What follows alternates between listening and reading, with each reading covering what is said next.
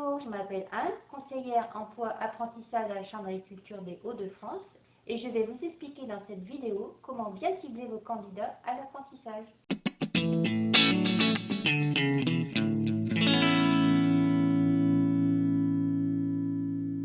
Alors, ce qui est important à bien cibler, c'est qu'à chaque entreprise, son apprenti.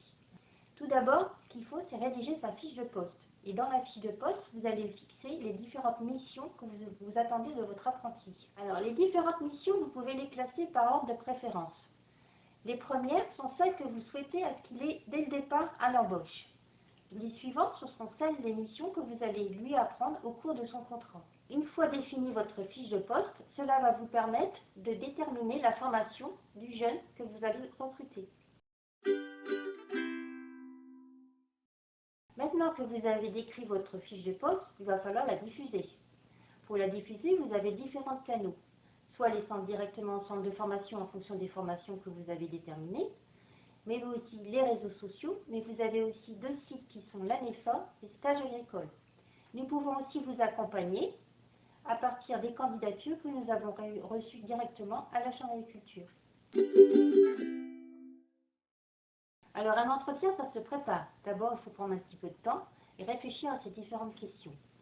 Dans les questions, vous allez aborder des questions techniques, mais il y a aussi des questions liées à son caractère, à son tempérament.